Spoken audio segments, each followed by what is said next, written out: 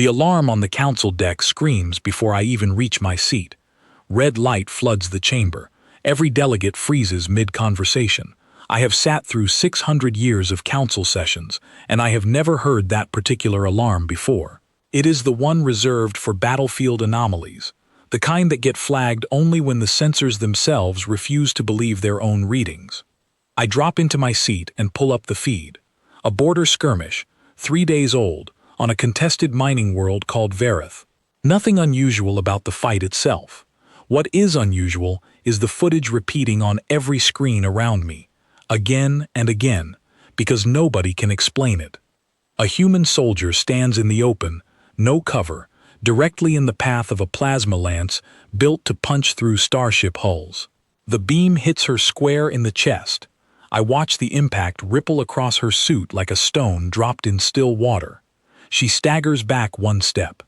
Then she raises her weapon and returns fire. The chamber erupts into noise.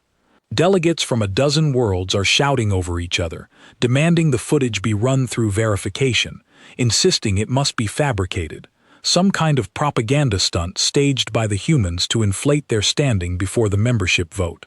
I say nothing. I am doing the math in my head, and the math does not work. A plasma lance of that class carries enough energy to vaporize armor plating rated for heavy vehicles. It should not be survivable by a suit thin enough to let a person walk, run, and fight. And yet there she stands on the screen, alive, annoyed, already moving toward the next threat like the hit was an inconvenience rather than an injury. The council chair calls for order 3 times before the room quiets enough for her voice to carry. She is old, older than me. One of the founding delegates from before my own species had learned to leave our atmosphere. She does not raise her voice, and that is somehow more unsettling than the shouting. She says the vote on human membership was scheduled for next cycle, and that vote cannot proceed responsibly while a claim like this sits unverified. She says humanity has been a council observer for less than 2 of our years, ever since their war against the Threll slaving fleets ended in a way nobody outside their solar system predicted.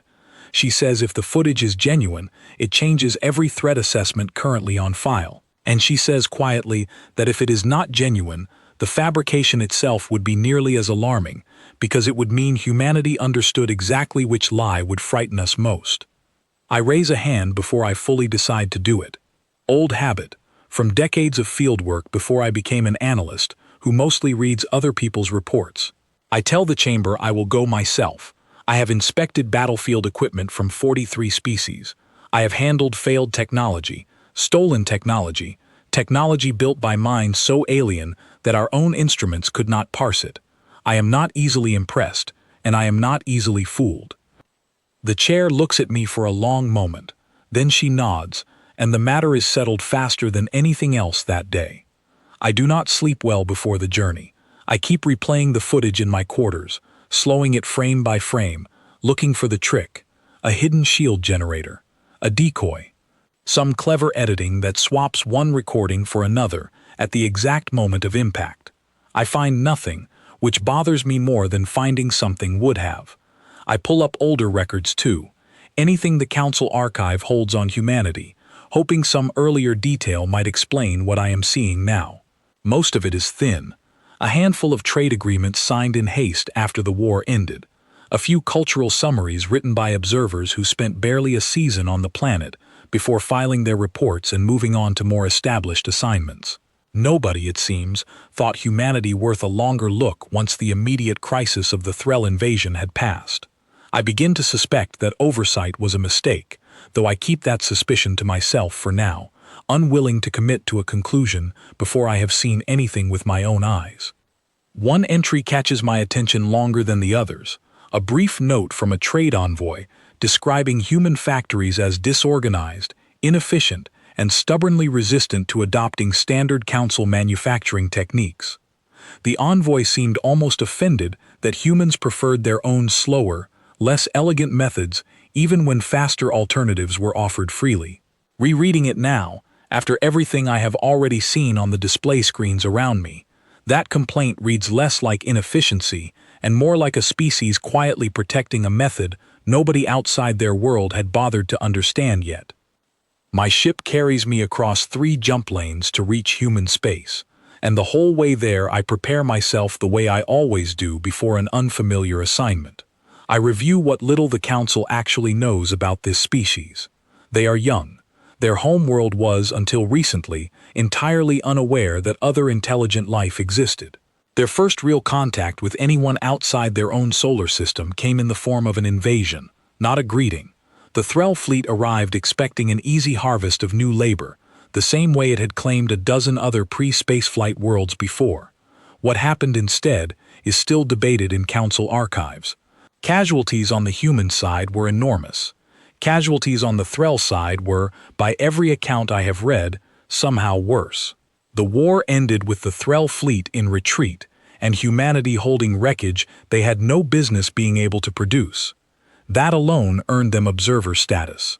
This new footage, if real, suggests observer status may already be an understatement. When my ship drops out of jump above the human world called simply Earth, I expect to feel the usual mixture of curiosity and professional detachment I bring to every assignment. Instead, I feel something closer to unease, and I do not enjoy admitting that to myself. The planet below is blue and busy, ringed with orbital stations that look hastily built compared to Council standards, functional rather than elegant. A shuttle meets my ship and guides me down through the atmosphere toward a facility on the eastern coast of one of their larger landmasses. My escort is a human man named Oliver Hunt, assigned by his government as a liaison to Council inspectors. He is polite, a little too cheerful for someone greeting an alien war investigator, and he spends the descent asking me questions about my homeworld rather than answering any of mine. I ask him directly, once we are on the ground, whether the footage from Vareth is genuine. He looks at me the way a person looks at someone who has asked an obvious question. He says of course it is genuine, and then he adds, almost as an afterthought, that the soldier in that footage was back on duty within the hour. He says it the way another species might mention the weather. I ask him if that is normal. He shrugs and tells me I should probably just see for myself. We arrive at the facility as the local sun is setting, throwing long orange light across a compound that looks less like a military installation and more like an industrial farm crossed with a shipyard. There are wide, low buildings with open sides, humid air rolling out of them even from a distance, and a smell I cannot immediately place, something earthy and faintly sweet. Nothing like the sterile ozone smell I associate with Council manufacturing centers.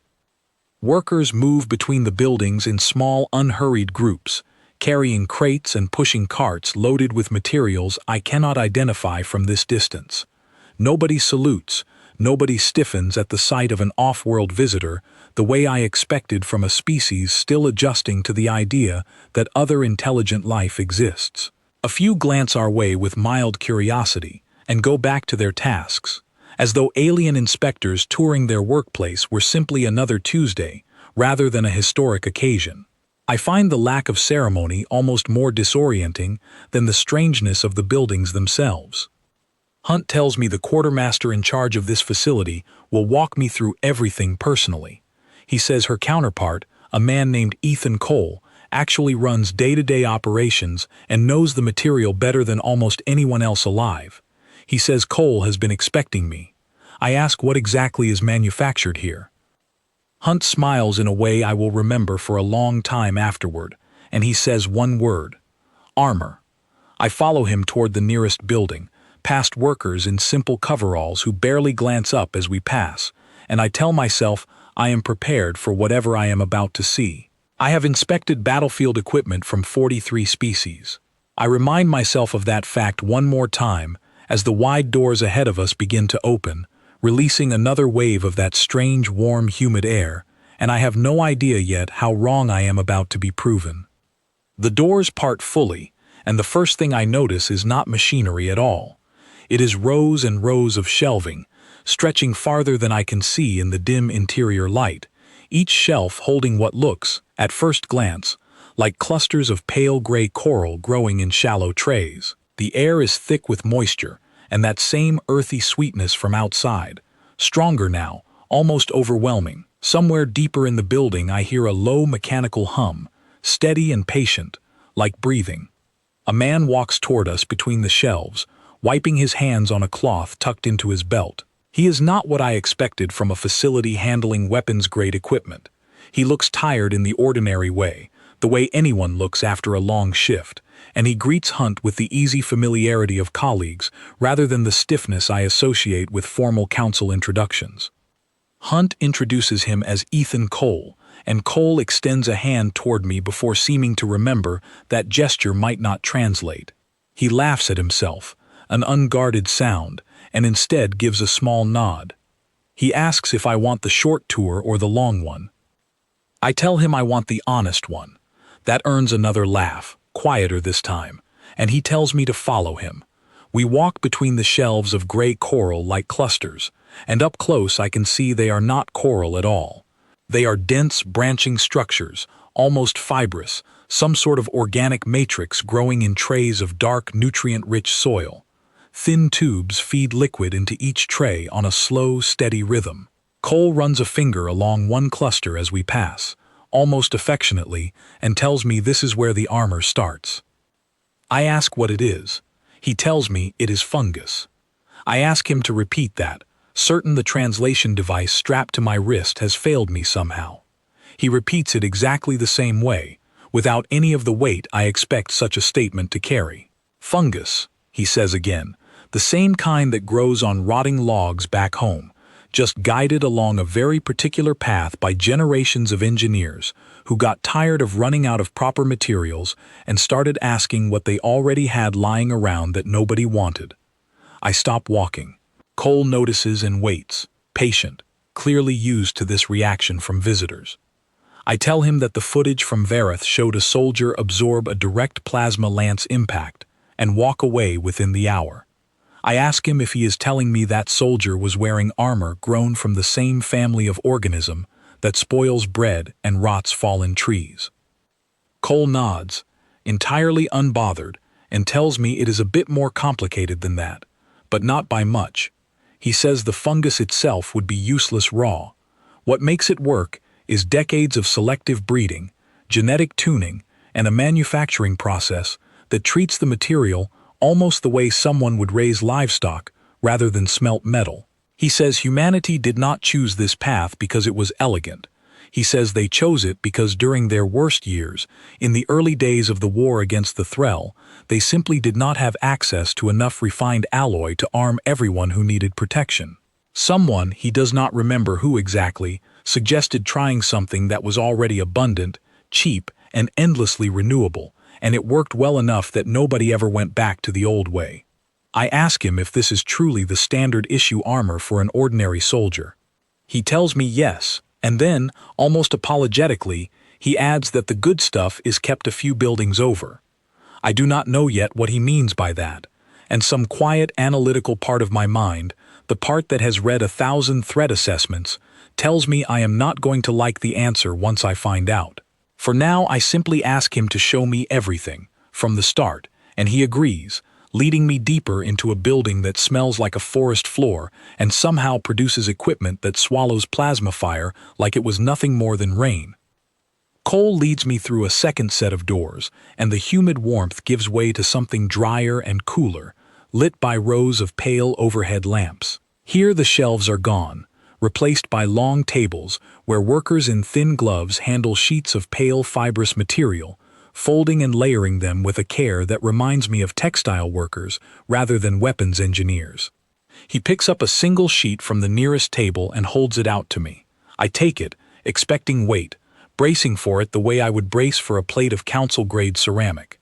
Instead, it is almost weightless, thinner than my own hand, flexible enough to bend without any resistance at all.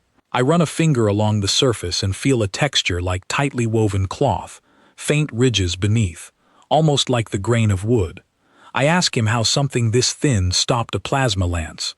He tells me it did not stop it exactly. He says the word people use back home is not stop, but spread. He explains that the fibrous structure inside the material branches endlessly, the same way roots branch underground, or the way lightning branches across a sky, and every one of those countless branches is built to carry a portion of any incoming force away from the point of impact and out across the rest of the suit. He says the plasma lance in that footage delivered a devastating amount of energy, more than enough to kill outright if it had all stayed concentrated in one spot, but the material simply refused to let it stay concentrated. It moved the damage outward and diluted it across a much larger surface, the same way water spreads out when it hits sand instead of stone. I ask him if the soldier still felt pain. Cole's easy expression flickers, just slightly, and he tells me yes. She certainly felt something, probably felt like being struck hard by something heavy, rather than being killed by something precise. He says that is still better than most alternatives he can think of. I ask to see the material tested, not described. Cole seems to expect this request. He leads me toward a smaller side room where a woman is already waiting, adjusting instruments around a mounted section of the same pale fabric, stretched taut across a metal frame. Cole introduces her as Grace Whitfield, one of the lead materials researchers responsible for the current generation of the weave. She greets me with a firm nod, and none of the surprise or nervousness I might expect from someone about to be evaluated by a council inspector. If anything, she looks faintly amused, like she has done this exact demonstration before, for other skeptical visitors, and already knows how it ends. She tells me she has prepared a simple comparison. On one side of the room sits a council-standard ceramic composite plate, borrowed, she says, from a salvage lot years ago for exactly this kind of test. On the other side sits a sheet of the human weave, roughly the same surface area. She says she will subject both to identical mechanical impacts and identical heat exposure, calibrated precisely so I cannot claim the test favored one material over the other. I ask her why she is being so careful to remove any doubt. She tells me that every visiting inspector assumes some kind of trick until they run the numbers themselves, and she has stopped taking it personally. The first test is a straightforward impact, a weighted piston driven forward with measured force equivalent to a heavy kinetic round. The ceramic plate cracks visibly along one edge, a spiderweb fracture spreading from the point of contact, though it holds together. The human weave flexes inward sharply, then rebounds, and when Whitfield examines it under magnification, she points out a faint discoloration where the fibers absorb the blow, but no fracture at all, no visible damage beyond that shallow bruise-like mark. I ask her to increase the force. She does, twice, each time cracking the ceramic further, while the weave continues to flex and recover, with only cosmetic marking. On the fourth increase, the ceramic shatters outright. The weave, at the same force level, finally shows a small tear along one seam, and Whitfield notes with something like satisfaction that this is roughly the threshold where a soldier would need a suit replacement rather than a field repair. The second test involves heat, a focused thermal pulse meant to simulate a plasma discharge at a fraction of full military intensity, since she tells me safety regulations prevent her from replicating the full Verith level output inside a lab this size. Even reduced, the pulse scorches the ceramic instantly, leaving a blackened crater where the surface simply burned away. The weave darkens under the same pulse, curling slightly at the edges, and for a moment, I believe I am finally watching it fail the way I expected all along. Then Whitfield draws my attention to the recovery. Over the following several minutes, under a simple monitoring lens, the darkened edges of the weave visibly reknit, fine new fibers threading across the damaged section, not fully restoring the original strength, but noticeably closing the gap left by the burn. She tells me this self-repair capability comes directly from the fungal origin of the material. The same biological instinct that lets a fungus regrow damaged tissue in the wild has been bred and refined until it works, slower and less dramatically, inside a woven battlefield textile. I ask her how any of this is possible without violating basic principles of material science as the Council understands them. She tells me, gently, that it does not violate anything.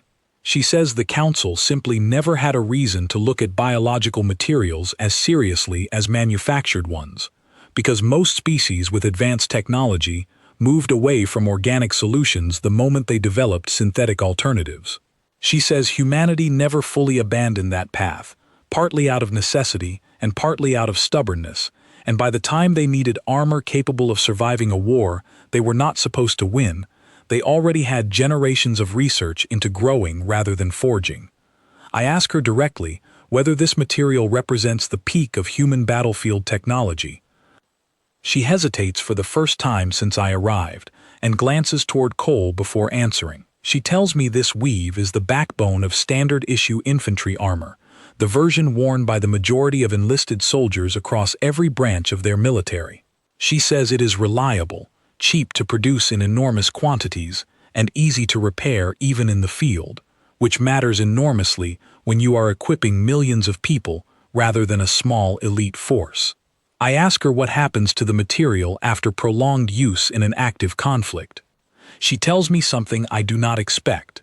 She says the weave, over months of exposure to combat conditions, continues adapting at a microscopic level, thickening in areas that repeatedly absorb impact, almost the way calloused skin toughens with repeated friction.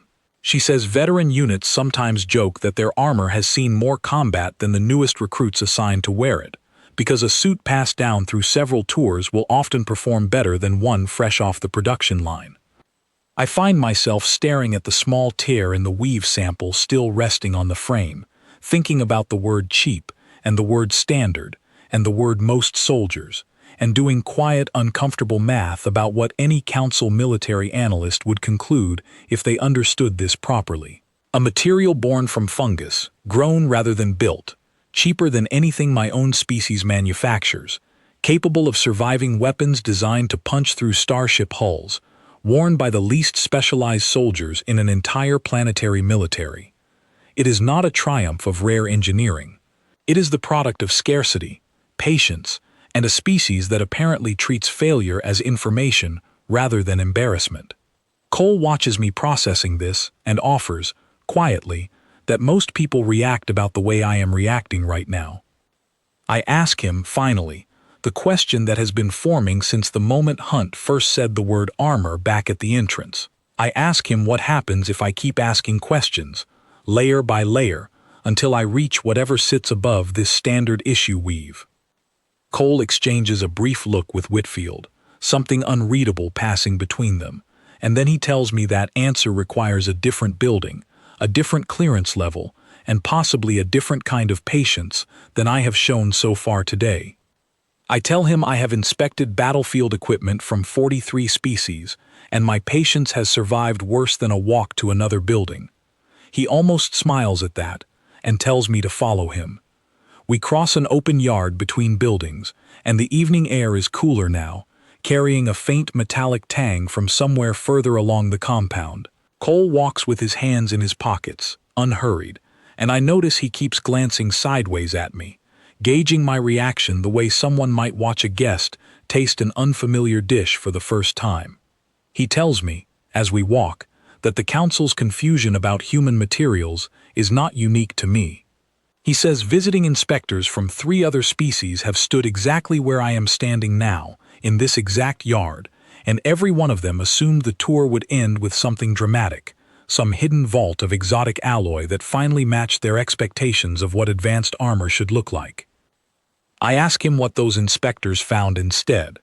He tells me they found more of the same, just refined further, layered differently, grown longer under more careful conditions. He says the disappointment on their faces was almost funny, until he realized it was not disappointment at all. It was the same unease I am feeling right now, the slow arrival of a much less comfortable idea. Not that humanity was hiding something better, that humanity had simply built an entire military doctrine around taking whatever was cheap, abundant, and endlessly renewable, and refining it patiently until it outperformed anything built from rare and difficult materials. I ask him whether that was a deliberate strategy from the very beginning. He shakes his head and tells me it started as desperation, not doctrine. During the worst months of the war against the Threll, human shipyards and factories could not produce refined alloy fast enough to arm every unit that needed protection. Someone in a research division, frustrated and out of options, proposed testing whatever biological materials were already sitting in agricultural labs, on the theory that something was better than nothing while proper supply chains caught up. Cole says the proper supply chains never really caught up, not because the effort failed, but because the fungal weave kept improving faster than anyone expected, and within 2 years it had quietly become the default rather than the emergency substitute. I ask him if it bothers him that his species built its most important defensive technology out of something most other worlds would consider waste. He considers the question seriously, longer than I expect, and tells me it bothered a lot of people at first.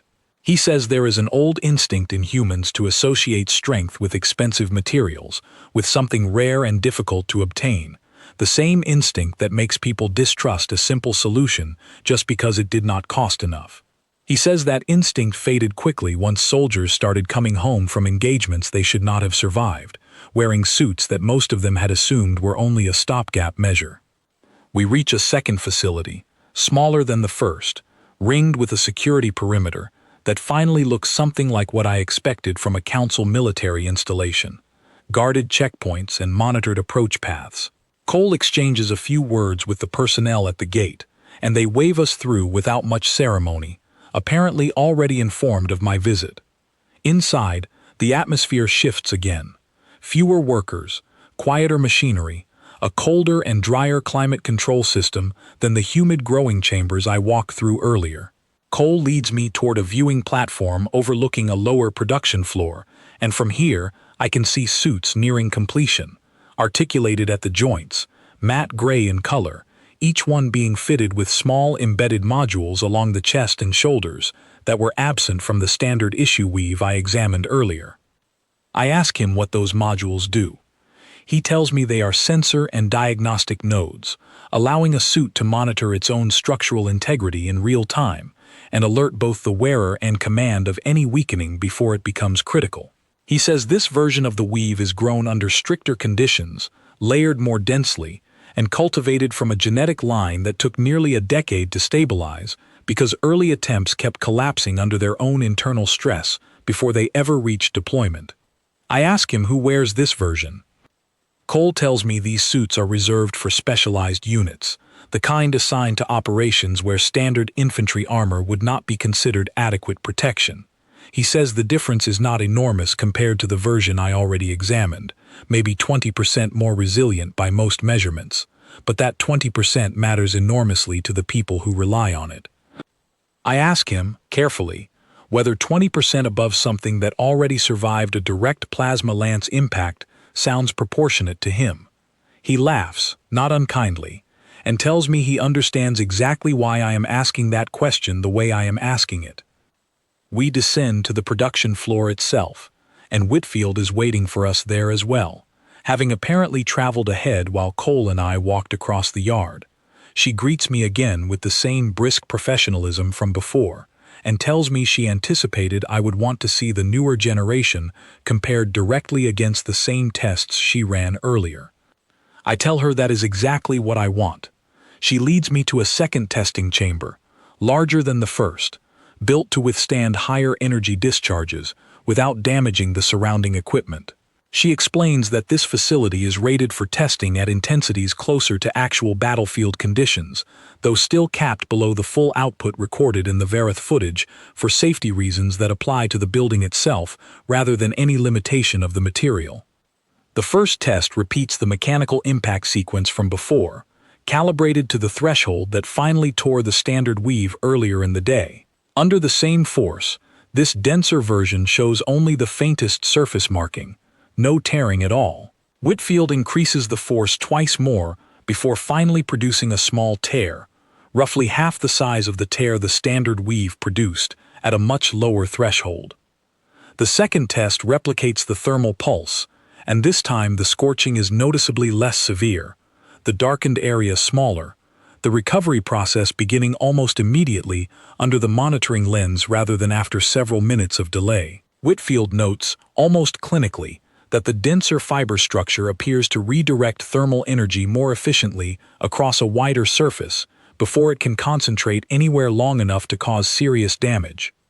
I ask her to explain, in terms my own species engineers could actually verify independently, exactly how a biological material achieves force distribution that should require carefully engineered synthetic lattice structures to replicate. She tells me the honest answer is that human researchers are still refining their own understanding of exactly why it works as well as it does.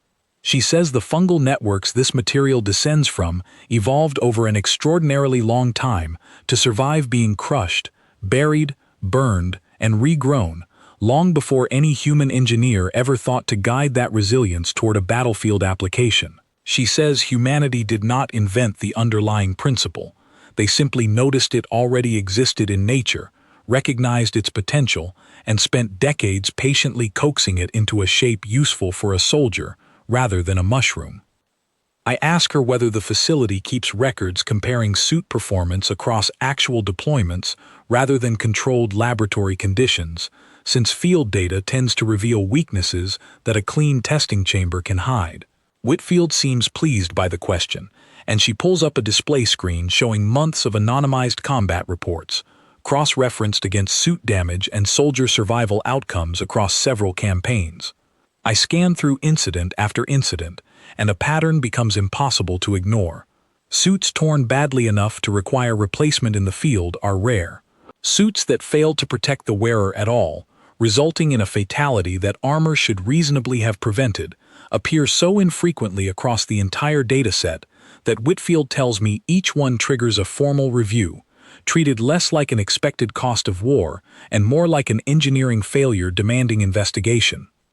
One entry in the dataset catches my attention longer than the rest, a report describing a supply convoy ambushed at close range by a Threll strike team armed with breaching charges designed to tear through vehicle hulls rather than personal armor. 3 soldiers caught outside the vehicles during the initial blast were thrown clear by the shockwave, and the report notes, almost as an aside, that all 3 suits registered catastrophic structural stress at the moment of impact, readings that should have corresponded with severe internal injury or worse. Whitfield tells me she remembers this particular incident specifically, since it became a minor case study during a later training seminar. All 3 soldiers survived with injuries limited to bruising and 1 broken wrist, and 2 of them returned to active duty within the same week. I ask her how her superiors justify the expense of investigating every single failure so thoroughly, given how costly that kind of review process would be for any council military I have studied. She tells me the expense is smaller than I might assume, precisely because failures are rare enough that the review process almost never runs. She says humanity treats each failure as a lesson rather than a statistic, because losing even 1 soldier to a preventable equipment weakness feels, to most of the people who design this material, like a personal failure rather than an acceptable margin of error. I find myself unable to think of a single council military document I have ever read that framed equipment failure in those terms. Every threat assessment I have studied treats acceptable loss rates as a routine planning variable, a number to be minimized but never eliminated. Humanity, it seems, finds that framing itself unacceptable. I ask her one more question, almost against my better judgment, about how they test for weaknesses that have not yet been discovered in combat, since laboratory conditions can only replicate threats already known to exist. Whitfield tells me this is where the fungal origin of the material becomes most useful in an unexpected way. Researchers regularly expose experimental strains to conditions no soldier would ever realistically encounter: extreme radiation, corrosive atmospheres, prolonged submersion, simply to observe how the living structure of the weave adapts under pressures nobody asked it to survive. She says most of those experiments fail to produce anything useful. Occasionally, one does not, and an unplanned resilience discovered during an unrelated test ends up saved for future refinement, sometimes years before any battlefield situation actually calls for it. I stand quietly for a long moment, looking at the torn sample from the mechanical test, the faint scorched patch already beginning to knit itself closed under the observation lens, and I think about every council threat assessment I have ever read describing humanity as young, unrefined, dangerously improvisational, but ultimately limited by primitive manufacturing capability. I think about how confidently those assessments were written and how wrong they now appear standing in this room. I ask Whitfield one final question before we leave the chamber. I ask her whether this denser version represents the true limit of what human battlefield armor can achieve. She looks at Cole again, that same brief, unreadable exchange from earlier, and then she tells me, quite simply, that it does not. I ask Whitfield to explain what she means, since her answer felt deliberately incomplete. She glances toward Cole once more, and this time he answers instead of her, his easy tone from earlier replaced by something more careful, almost cautious, as though he is choosing his next words the way someone chooses footing on unstable ground. He tells me that everything I have seen so far, both the standard weave and the denser version worn by specialized units, represents what humanity considers dependable, proven, mass-producible armor. He tells me there is a third category, used far less often, reserved for situations where losing the wearer is considered unacceptable, regardless of cost or difficulty involved in producing their equipment. I ask him what situations qualify. He tells me search and rescue operations behind hostile lines, long-range reconnaissance, where a soldier might operate alone for weeks without resupply, and, he adds after a pause, close protection details assigned to individuals whose loss would carry consequences far beyond a single life. I ask him to show me. He tells me that particular building requires clearance above his own authorization, and above mine as well, unless the council formally requests it through proper channels. He says he is sorry, and he seems to genuinely mean it, but some things move slower, even for a species famous for moving faster than anyone expects. I ask him, since I cannot see the equipment itself, whether he can at least tell me what makes it different from what I have already examined. He considers this for a long moment, and then he tells me the underlying principle is not different at all. It is still the same fungal ancestry, the same instinct toward absorbing and redistributing force rather than simply resisting it. What changes is patience. He tells me the elite version takes nearly 3 years to properly cultivate a single production batch, compared to a few months for standard issue, because every stage of its growth is slowed deliberately to allow the internal fiber structure to develop denser, more elaborate branching than would ever be practical at the scale needed to arm an entire army. I ask him how much more resilient the result actually is. He tells me he does not have exact figures memorized, and that he suspects the true figures are classified even from him, but he tells me something else instead, something he says will probably answer my question better than any number could. He tells me about a soldier he worked with early in his career, a man named Lucas Bennett, who served in a long-range reconnaissance unit fitted with the elite version of the Weave, deployed for an extended operation deep inside contested territory during the later years of the war.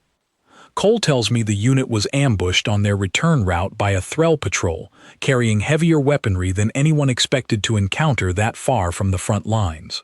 Most of the squad survived the initial engagement using standard defensive tactics, but Bennett, covering their withdrawal, took a direct hit from something Cole describes only as a portable energy weapon, roughly equivalent in output to the plasma lance from the Verath footage, except delivered at much closer range, with none of the distance that usually helps dissipate an attack before it strikes. I ask him what happened to Bennett. Cole tells me, in the same understated tone he has used for most of this conversation, that Bennett finished the extraction himself, carried an injured squad member the final 2 kilometers to the pickup point, and was walking under his own strength by the time evacuation transport arrived. He tells me Bennett required medical treatment for internal bruising and a fractured rib, injuries serious enough for a difficult week of recovery, but nothing that should have been survivable at all given the raw energy of the weapon that struck him. I ask Cole if I can speak with Bennett directly. He tells me that can likely be arranged, since Bennett still works nearby in a training capacity for newer recruits, and Cole makes a call while I wait, speaking too quietly for me to follow the conversation clearly. Bennett arrives roughly 20 minutes later, a broad-shouldered man with an easy, unhurried way of moving that reminds me faintly of Cole himself, though there is a tightness around his eyes that suggests things Cole's more comfortable factory floor existence never required him to carry. He greets me politely, almost formally, the practiced courtesy of someone accustomed to visiting dignitaries rather than casual conversation. I ask him directly to describe what happened during the ambush Cole just told me about.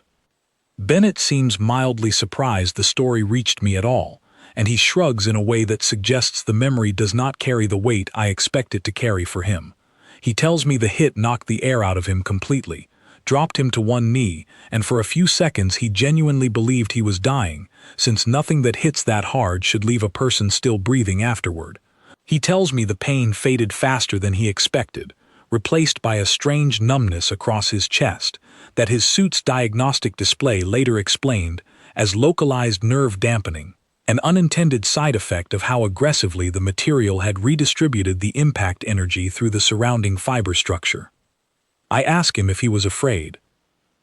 He tells me, honestly, that he was terrified for exactly as long as it took him to realize he could still move his legs. After that, he says, there was no time left for fear, only the job in front of him, which was getting his squad mate to the pickup point before the Thrall Patrol regrouped for a second attempt. I ask him whether he considers himself fortunate to have survived, or whether he genuinely trusted the equipment to hold before the impact occurred.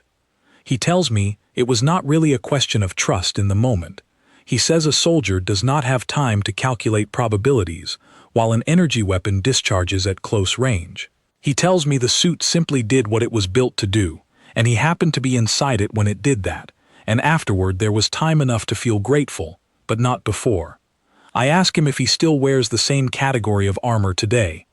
He tells me no, not anymore, since his current role training new recruits does not require it, though he admits, with the faintest trace of something between pride and nostalgia, that he still keeps his old suit in storage, rather than surrendering it for recycling the way regulations technically require. I thank him for his time, and he nods and excuses himself with the same unhurried ease he arrived with, walking off across the yard like a man who survived something extraordinary and simply decided, afterward, that extraordinary things did not require him to behave any differently. Before I leave the compound, Cole offers to show me one final thing, an active training exercise taking place on a range at the far edge of the facility, and I accept without hesitation, unwilling to end my visit with anything less than everything he is willing to show me. We arrive at the edge of a wide open field, lit by tall floodlights, where a group of recruits in standard-issue armor move through a live fire drill under the supervision of instructors barking commands I only partly understand through my translation device. Automated turrets positioned along the range fire scattered bursts of low-intensity kinetic rounds, calibrated to sting rather than kill, forcing the recruits to react under real pressure rather than simulated safety. I watch one young recruit take a round directly across the shoulder, stumble, and keep moving without breaking formation. The impact absorbed and dispersed exactly the way Whitfield's laboratory demonstration predicted it would be. An instructor near us notices Cole and calls something out, and moments later the drill intensifies, the automated turrets shifting to a higher output setting reserved for advanced trainees further along in the program. I ask Cole if this is safe, and he tells me it is, mostly, and that the occasional bruise or fractured bone is considered an acceptable cost of training soldiers who will eventually face far worse than anything this range can simulate. A recruit near the center of the field takes a harder hit than the others, staggers, and drops to one knee, and for a moment, the entire drill seems to pause around her. Then she rises again, waves off a nearby instructor checking on her, and rejoins the formation without another word. Cole tells me this is fairly typical, and that the training staff monitor suit diagnostics constantly during drills, exactly like this one, ready to halt the exercise instantly if any reading suggests real danger, rather than the ordinary strain the armor is built to absorb. I ask him how many recruits fail out of this stage of training entirely. He tells me relatively few, since the armor itself removes most of the physical barrier that might otherwise wash out promising candidates, leaving only willingness and discipline as the deciding factors instead. He says this shift, more than anything else, changed the character of human military recruitment over the years since the war, opening service to people who would never have survived earlier generations of training before the weave existed.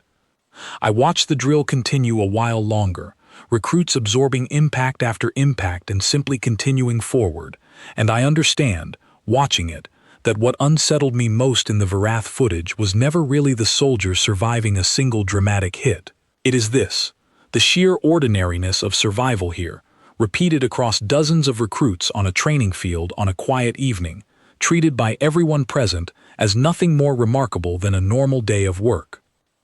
I stand there a while longer after Cole and I finally step away from the range, watching the lights of the compound flicker on against the deepening evening, and I begin composing my report in my mind before I have even returned to my quarters. I know already that whatever I write will not be believed easily by the rest of the council. I know they will demand proof beyond a single inspector's testimony, proof beyond laboratory demonstrations conducted on human soil under human supervision. I know, most uncomfortably of all, that the material itself is not even the most difficult part of this report to write. The most difficult part will be explaining that humanity's willingness to treat a single soldier's survival as worth 3 years of patient cultivation, worth generations of failed experiments, worth turning something as unremarkable as fungus into a shield against weapons built to destroy starships, says something about this species that no armor sample could ever fully capture on its own. The journey back to Council space feels longer than the journey out, even though the jump lanes are identical in both directions. I spend most of it drafting and redrafting my report, deleting entire sections because they sound too much like disbelief rather than analysis, then rewriting them again because disbelief is, honestly, the most accurate description of what I experienced. By the time my ship drops out of jump above the Council station, word has already spread that I returned early, and that alone seems to have generated more rumor than I expected. Delegates I barely know stop me in the corridors, asking whether the Varath footage was fabricated after all, since surely, they suggest, nothing so simple as fungus could possibly explain what the sensors recorded. I tell each of them the same thing, that they should wait for the formal session, and each time I say it, I notice how unconvincing my own voice sounds, even to me. The chamber is fuller than I have ever seen it when the session finally opens. Word of my report has clearly traveled faster than the report itself, and delegates from species I rarely see attending routine sessions have made a point of appearing today. The council chair calls the meeting to order, and I notice she watches me with an expression I cannot quite place, somewhere between curiosity and the particular caution reserved for news she suspects she will not enjoy hearing. I am asked to present my findings first, without interruption, and I do, describing the growing chambers, the fibrous weave, the demonstrations Whitfield conducted, the field data on survival rates, and finally the account Bennett gave me directly. I keep my language as clinical as possible, resisting the urge to editorialize, letting the numbers and the footage I recorded speak for themselves. I finish by stating plainly that in my professional judgment, based on decades inspecting battlefield equipment across 43 species, this material outperforms Council standard armor by a margin large enough to require an immediate reassessment of humanity's military capability rating. The silence that follows lasts exactly as long as it takes for the first objection to form, and then the chamber erupts. A delegate from one of the older founding species, representing an economy built almost entirely around refined metal alloy production, rises immediately to challenge my conclusions. He argues that biological materials have been tested by Council researchers before, decades ago, and consistently proved inferior to synthetic alternatives across every meaningful category, and he suggests, not particularly subtly, that I may have been shown a carefully staged demonstration rather than genuine battlefield equipment.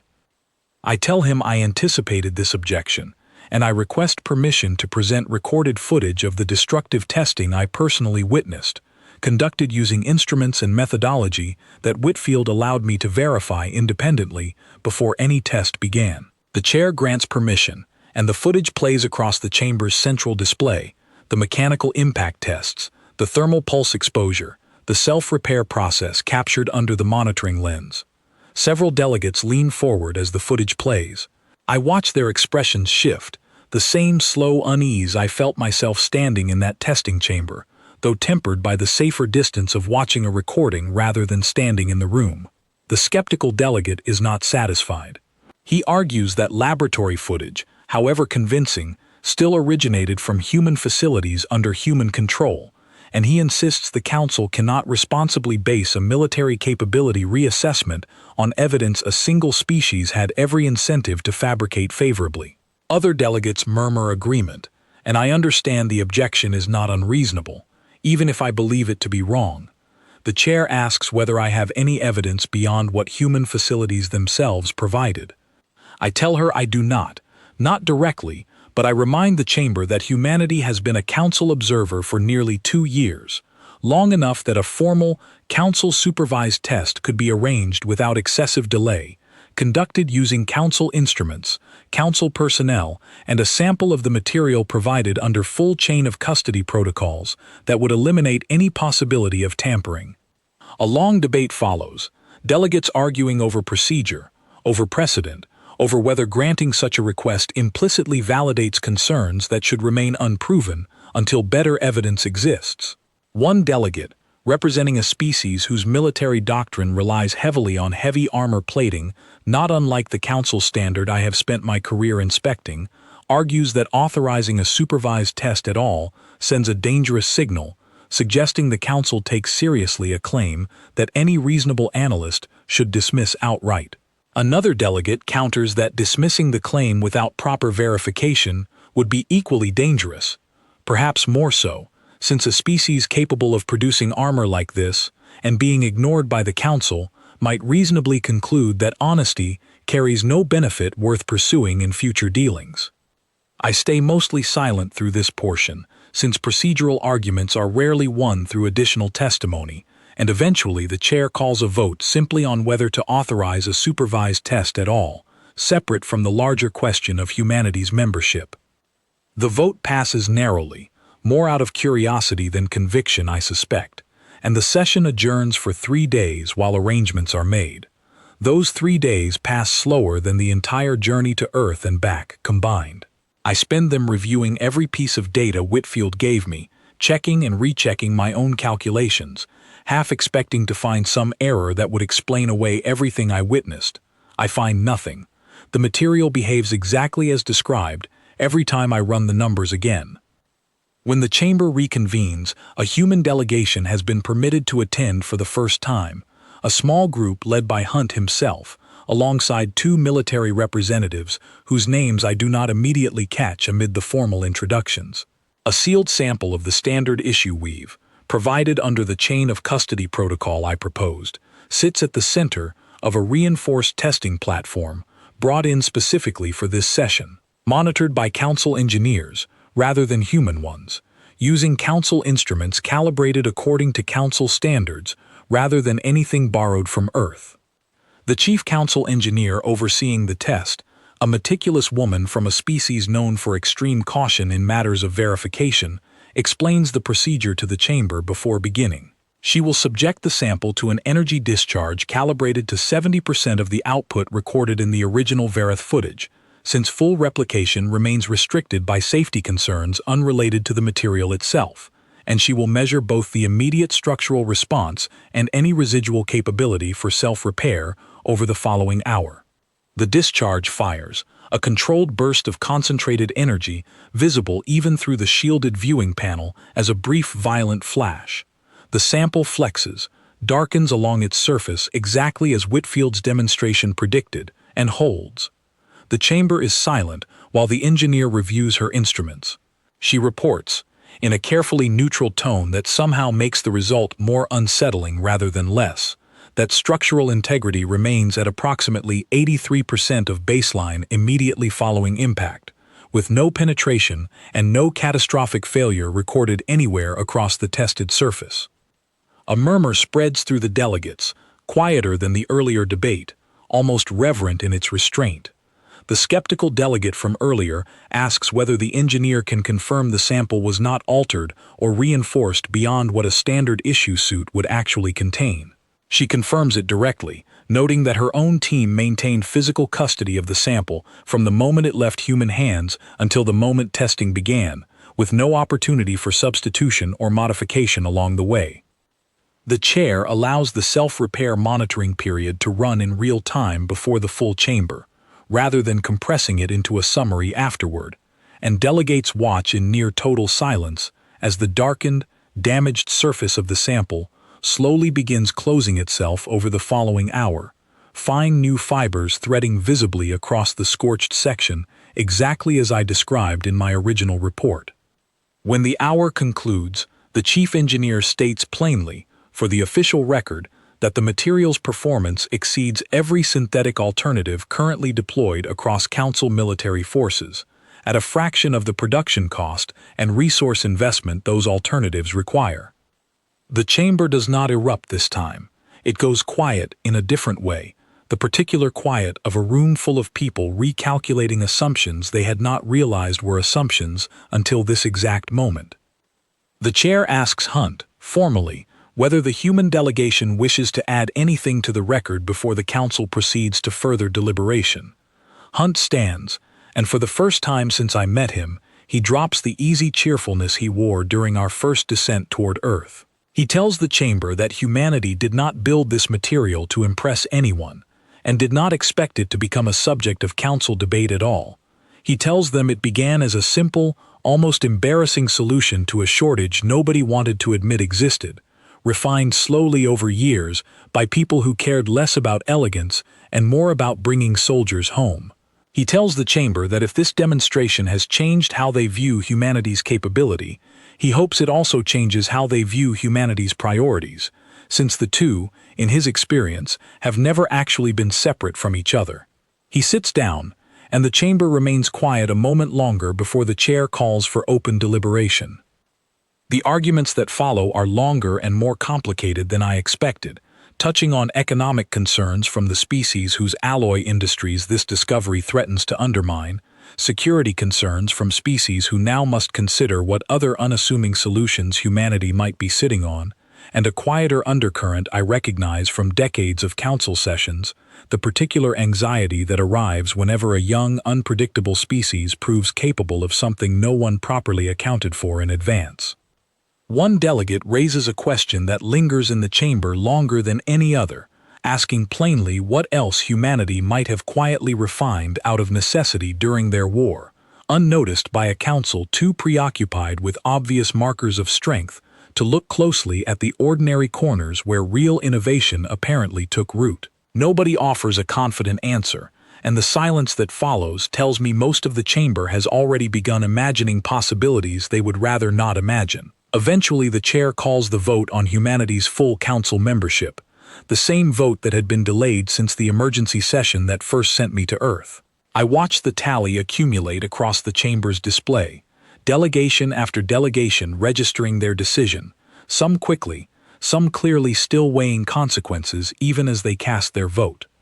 The final tally favors membership by a wide margin, wider than I expected given the tension of the debate that preceded it, and I understand, watching the results settle across the chamber, that the vote was never really about whether humanity deserved a seat among us. It was about whether the council could afford the alternative, the risk of leaving a species capable of turning something as ordinary as fungus into a shield against starship weaponry standing outside the room rather than seated within it.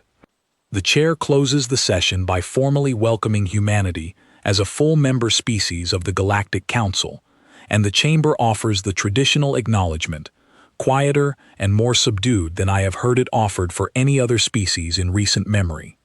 I remain in my seat after most delegates have filed out, thinking about Bennett walking away across that yard with the same unhurried ease he arrived with, about Whitfield's quiet satisfaction watching damaged fiber knit itself closed under a monitoring lens, about Cole running his hand affectionately along a tray of pale-growing fungus as though it were something worth admiring rather than something worth hiding.